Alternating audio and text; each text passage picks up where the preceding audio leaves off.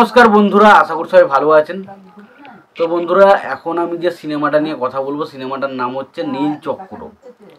এবং এই ছবিতে অভিনয় করেছেন আফরিন শুভ, মানে ফজলুর রহমান। তো এরা অভিনয় করেছে। তো এটা একটা ক্রাইম থ্রিলার ছবি হতে চলেছে, যেখানে নীলচক্র ক্রাইম থ্রিলার ছবি মানে সেই ছবির মধ্যে আমার দেখতে ভালো লাগে। বাট একটা কথা বলি, এখন এত পরিমাণে থ্রিলার ছবি বেরিয়ে গেছে না, এখন সেই থ্রিলার ছবিটা যদি আপনি শুধুমাত্র একটা সিম্পল থ্রিলার ছবি হিসেবে রেখে দেন, সেই ছবিটা কিন্তু ইমপ্রেস জাগাবে না, বা মানুষ প্রচণ্ড বেশি এক্সাইটেড কিন্তু হবে না ছবির জন্য। কারণ এখন আগে একটা টাইম ছিল যখন মানুষ থ্রিলার ছবি এলে কিন্তু একটা মানুষ এক্সপেকটেশন রাখতে পারে কী হচ্ছে, বিশাল ব্যাপার, তো এটা বিশাল ব্যাপার। কিন্তু এখন সেই বিষয়টা নেই। এখন আপনি যদি দেখেন, প্রত্যেক মাসে একটা করে থ্রিলার ছবি আসছে, এবং তার মধ্যে বিভিন্ন রকম ভেরিয়েশন তৈরি করা হচ্ছে, বিভিন্ন রকম টুইস্ট অ্যান্ড টার্ন তৈরি করা হচ্ছে, বুঝতে পারছেন তো? এবার যখন আপনি সেই পরিমাণে সেই বিষয় নিয়ে যখন সিনেমা বানাবেন, তখন আপনাকে কিন্তু এমন কিছু টুইস্ট অ্যান্ড টার্ন রাখতে হবে যেগুলো কিন্তু দেখে জাস্ট আমরা শক হয়ে যাবো, ভাই এগুলো সম্ভব, বা আমরা ভাবছি এক হয়ে যাচ্ছে আর এক, সেই জিনিসগুলো কিন্তু হতে হবে।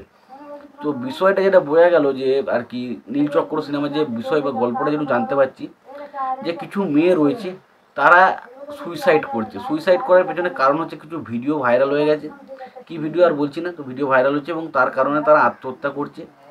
এবং কে এইগুলোর জন্য দায়ী তার বিষয়ে পুরোপুরি তদন্ত করছে আফরানিসর শুভর, মানে ক্যারেক্টারটা, যে একজন পুলিশ অফিসার।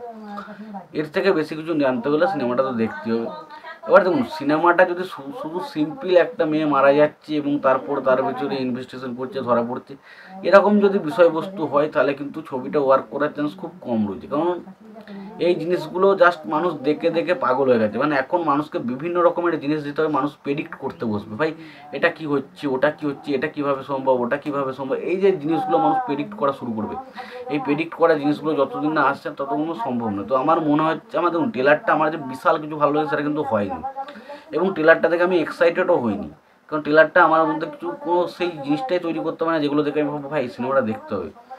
এবার সত্যি বলছি, অনেক কিছু মুভমেন্ট তৈরি করা যেতে পারত, কিন্তু সেগুলো খুব একটা ভালো নয়। ছবির ব্যাকগ্রাউন্ড স্কোর ডিসেন্ট, ঠিকঠাক, তবে আপনার শুভকে আশা করেছিলাম আরও দুর্দান্তভাবে কিছু প্রেজেন্ট করবে, কিন্তু সেগুলো হয় না, তাকে একটা সাধারণভাবেই রাখা হয়েছে। এবার দেখা যাক ছবির গল্পটা কতটা স্ট্রং হয় এবং সিনেমাটা আমাদের কতটা ভালো লাগে। বাট আমার যদি ট্রেলারটার হিসেবে কথা বলতে হয়, আমার ট্রেলারটা কিন্তু ডিসেন্ট ট্রেলার লেগেছে। আমার মনে হচ্ছে না এই ছবিটা বিশাল কিছু করতে পারে। তো তোমাদের এই বিষয়ে কি মতামত তোমরা অবশ্যই জানিও। ভিডিওটি ভালো লেগে থাকলে অবশ্যই তোমরা লাইক, কমেন্ট, শেয়ার করে দিও। আর যদি তোমরা চ্যানেলটায় নতুন হয়ে থাকো, অবশ্যই তোমরা চ্যানেলটা সাবস্ক্রাইব করে নিয়ে পাশে বেল আইকনটা অবশ্যই প্রেস করে দিও। ততক্ষণের জন্য ভালো থেকো, সুস্থ থেকো, দেখা হচ্ছে পরে ভিডিওতে। নীলচক্র ট্রেলারটা তোমাদের কেমন লেগেছে অবশ্যই জানাতে ভুলো না, আর অবশ্যই পারলে একটা লাইক, কমেন্ট, শেয়ার করে দিও।